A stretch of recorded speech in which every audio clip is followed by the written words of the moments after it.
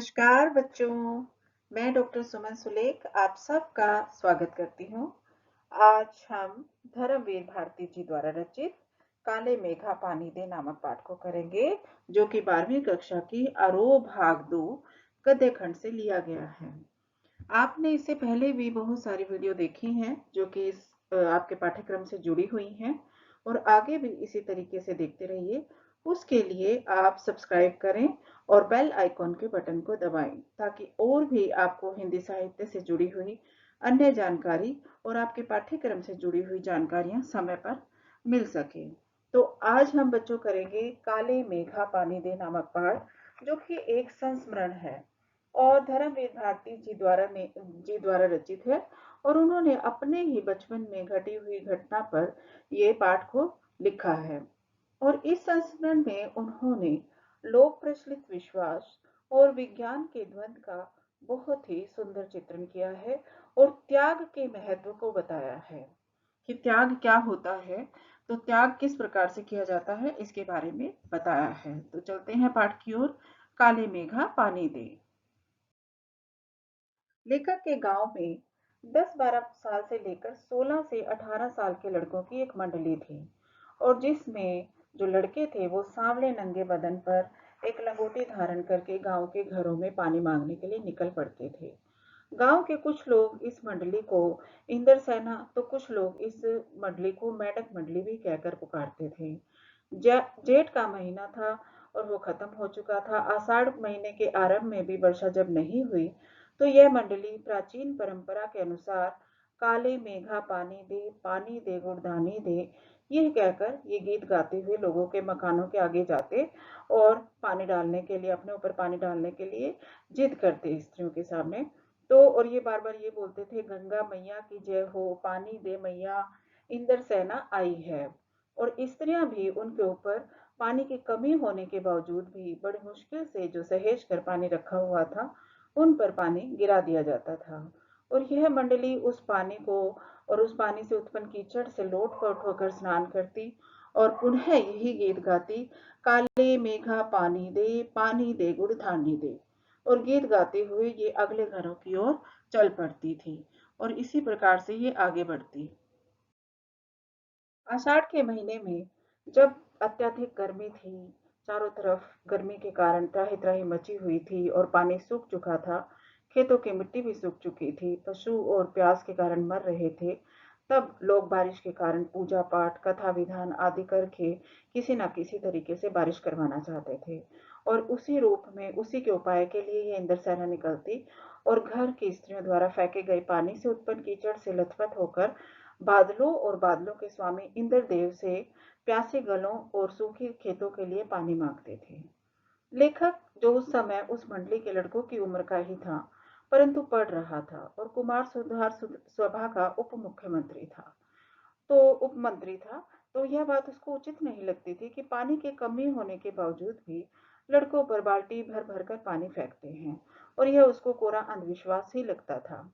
और इन्हीं अंधविश्वासों के कारण ही वो कहते थे कि हम अंग्रेजों से आज तक पिछड़े हुए हैं। और दूसरी ओर लेखक की दूर के रिश्ते की एक जीजी थी।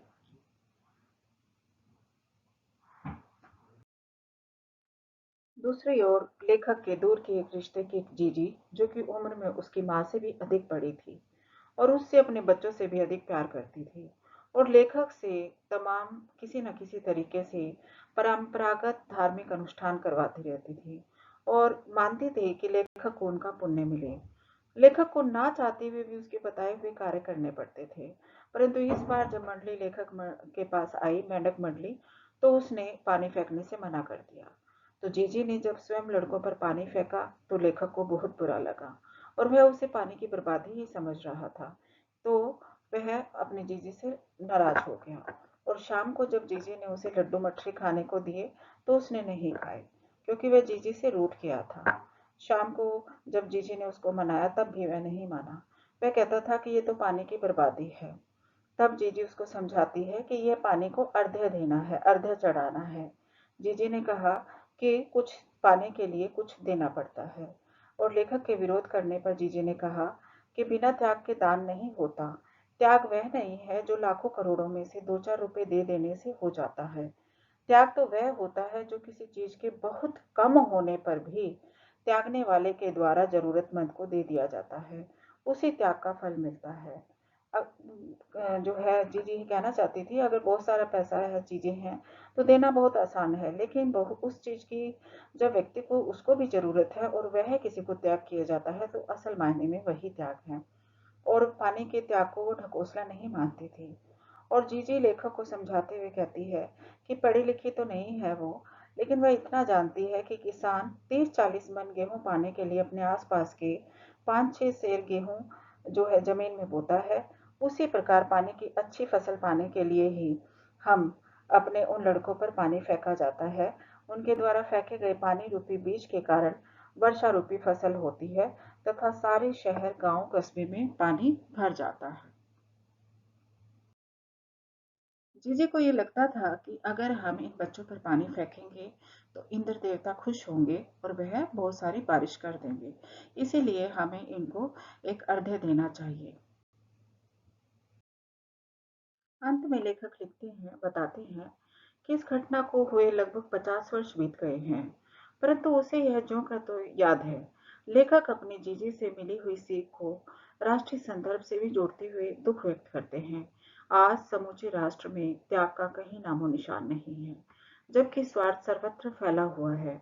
लोग भ्रष्टाचार की बातें तो करते हैं, परंतु वे कभी यह नहीं जांचते या नहीं सोचते कि वे स्वयं तो भ्रष्टाचार का अंग नहीं बन रहे हैं। तो लेखक कहीं ना कहीं ये समझाना चाह रहे हैं कि कहीं समाज अपने आप भी तो भ्रष्टाचार में व्याप्त नहीं है, लिप्त नहीं है, ये भी सोचना जरूरी है। और लेखक फिर यही कहना चाहते हैं कि काले मेघा दल के दल उमड़ते हैं, पानी झमाझम बरसता है, पर गगरी फूटी की फूटी रह जाती है और बैल प्यासे के प्यासे रह जाते हैं। आखिर कब बदलेगी यह स्थिति?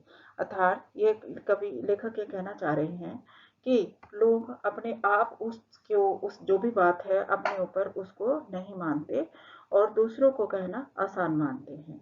तो ये था हमारा पाठ काले मेघा पानी दे, जो कि कुछ ना कुछ अंधविश्वास और कुछ ना कुछ विज्ञान दोनों के द्वंद्व का ही एक अनुपम परिचय था, और जो कि हमारे धर्मवीर भारती जी द्वारा रचित है।